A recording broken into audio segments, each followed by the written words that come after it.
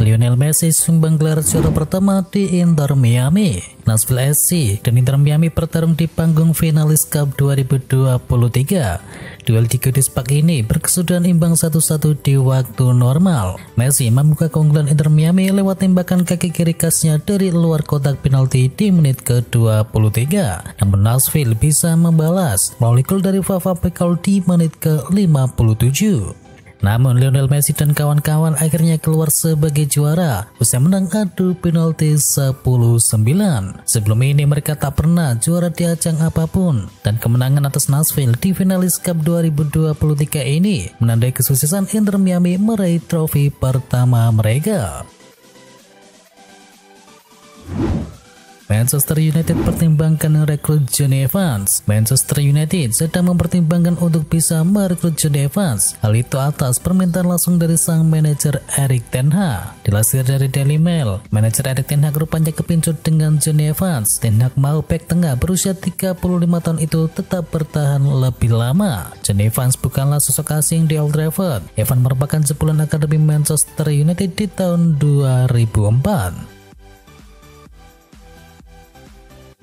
Rafael Varane resmi tolak tawaran dari Al Ittihad untuk bergabung. Rafael Varane baru-baru ini dikabarkan menolak penawaran yang diberikan oleh Al Ittihad untuk pergi ke Arab Saudi di musim panas ini. Varane sendiri menegaskan apabila dia menolak mentah-mentah penawaran untuk pindah ke klub Arab Saudi tersebut. Alasan Varane sendiri sangat simpel, yakni ia masih memiliki ambisi untuk meraih gelar juara bersama Manchester United.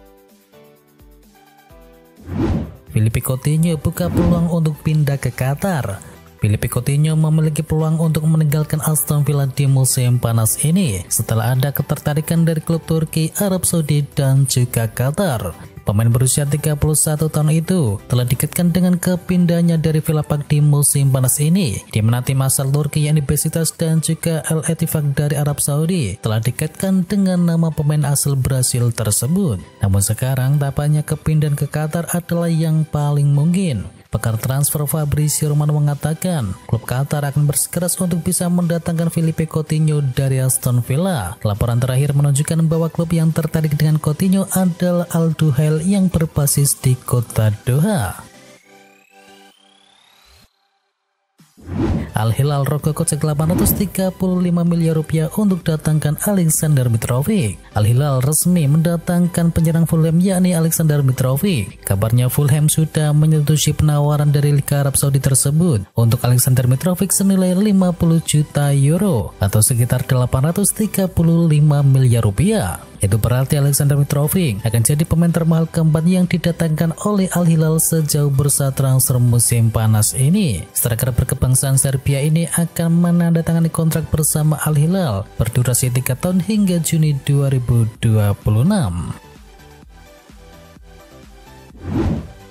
Resmi Al Nassr datangkan Otavio dari FC Porto. Klub Liga Arab Saudi yakni Al Nassr telah mencapai kesepakatan untuk bisa menandatangani bintang FC Porto yakni Otavio. Dengan sisa kontrak 2 tahun lagi, FC Porto tahu akan sulit mempertahankan pemain tersebut yang memang telah tergoda ketika Al Nassr datang untuk menawarinya bermain di Arab Saudi. Dilansir dari Fabrizio Romano, Al Nassr telah mencapai kesepakatan dengan FC Porto setelah mengajukan tawaran senilai 60 juta euro, dan ini akan menjadi rekor penjualan untuk klub raksasa asal Portugal tersebut.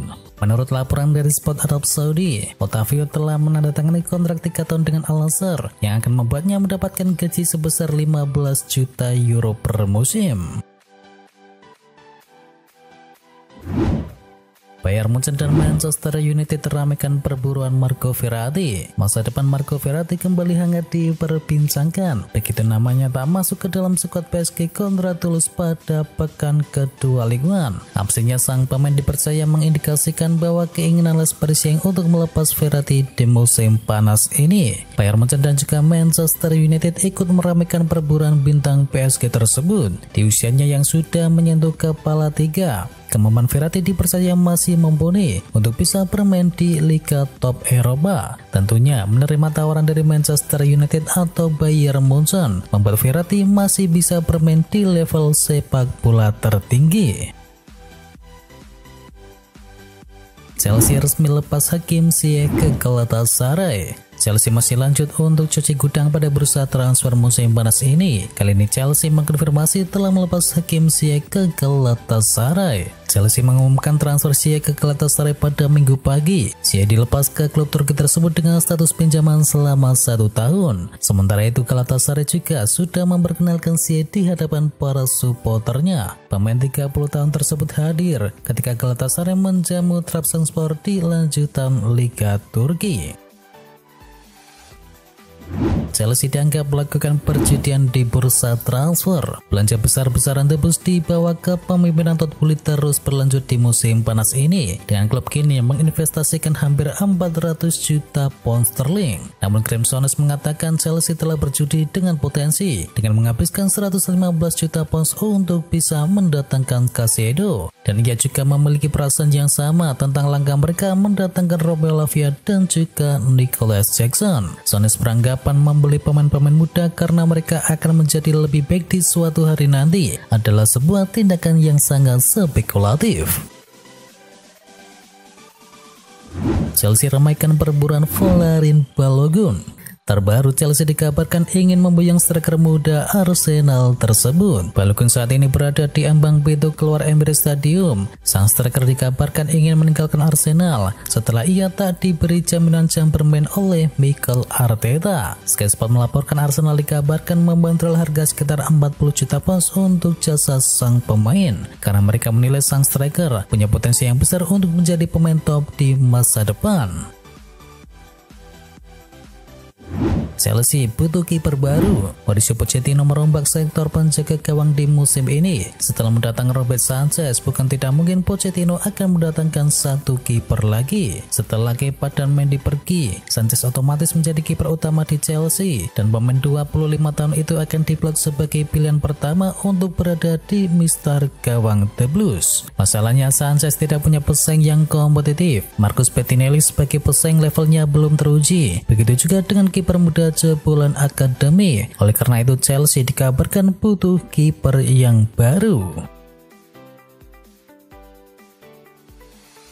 Jude Bellingham borong 2 gol. Real Madrid mengalahkan Almeria di pekan kedua La Liga Spanyol. Jude Bellingham menjadi bintang kemenangan Los Blancos di laga ini. Dalam laga ini Bellingham sukses mencatatkan 2 gol. Tak hanya itu saja, Bellingham juga membuat 1 assist untuk gol yang dicetakkan oleh Vinicius Junior. Kini total Bellingham sudah mengemaskan 3 gol dan 1 assist untuk Real Madrid.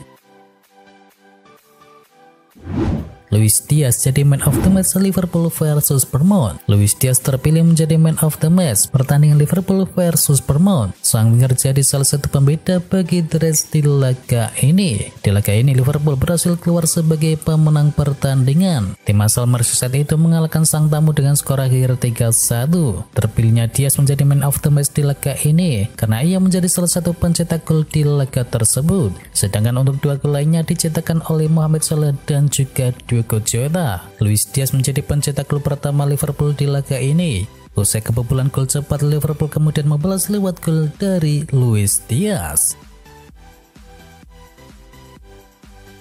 Mohamed Salah salib rekor gol Steven Gerrard di Liverpool. Mo Salah menyumbang gol saat Liverpool menaklukkan Bournemouth. Gol yang dicetak Mohamed Salah berawal dari eksekusi penalti. Bola tembakan 12 pas pemain Mesir itu bisa ditepis, tapi kemudian sukses disambar kembali dan masuk ke gawang. Dan itu menjadi gol ke-187 Mohamed Salah selama berseragam Liverpool. Dan mantan pemain AS Roma tersebut melesat ke urutan kelima daftar pencetak gol terbanyak Liverpool sepanjang masa. Jumlah gol Salah melewati catatan mantan kapten Liverpool yakni Steven Gerrard. The Captain Fantastic punya koleksi 186 gol selama berkarir di Anfield. Mo Salah mencetakkan 187 gol dari total 307 penampilannya bersama The Reds, dan ia butuh waktu 6 tahun baginya untuk bisa mengukir pencapaian tersebut.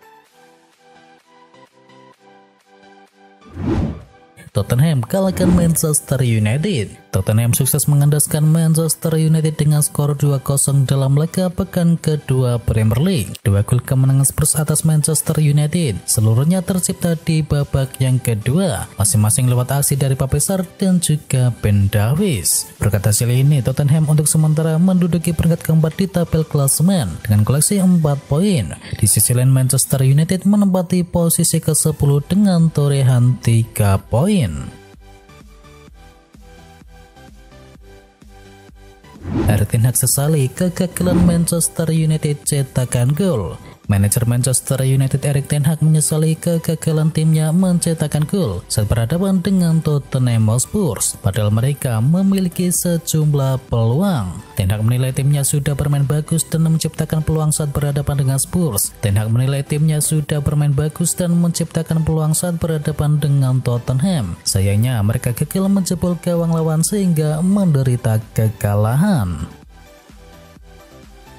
Manchester City berhasil atasi Newcastle. Manchester City berhasil mengalahkan Newcastle United dengan skor 1-0 dalam laga Premier League pekan kedua di Etihad Stadium. Gol sematawayang dari Julian Alvarez di babak pertama sudah cukup untuk membawa Man City meraih kemenangan keduanya di musim yang baru. Berkat hasil ini, Manchester City pun berhak menduduki peringkat kedua di tabel klasemen dengan koleksi 6 poin. Sementara itu Newcastle menempati peringkat ke-6 dengan koleksi 3 poin. PSG kembali raih hasil negatif. PSG masih belum bisa menang di Ligue 1 Prancis musim ini. PSG kembali diimbangi oleh tuan rumah Toulouse dengan skor akhir 1-1. Di laga ini Kylian Mbappe kembali masuk ke line up Les Parisiens usai dicoret di laga pertama. Kylian Mbappe akhirnya dimainkan setelah menggantikan Lee Kang-in di menit ke-51. Aksi Mbappe memaksa Rasmus Nicolaissen melakukan pelanggaran di kotak penalti Toulouse, dan wasit memberikan PSG hadiah penalti yang dieksekusi dengan baik oleh Mbappe sendiri. Akan tetapi Toulouse kemudian juga dihadiahi penalti pada 7 menit terakhir dan bisa dieksekusi dengan baik oleh Abu Ghal. Skor pun berkesudahan 1-1 untuk kedua tim. Napoli raih kemenangan. Juara bertahan Napoli meraih kemenangan saat bertandang ke markas Frosinone. Partenope menundukkan tuan rumah Frosinone dengan skor akhir 3-1 di Stadio Benito Stirpe. Kemenangan juga diraih oleh Inter Milan. Tim asuhan dari Simeone Inzaghi mengalahkan Murcia dengan skor 2-0 saat bertanding di Giuseppe Meazza. Saat ini puncak klasemen dikuasai oleh Fiorentina. La Viola berada di posisi teratas setelah menang 4-1 di markas Genoa.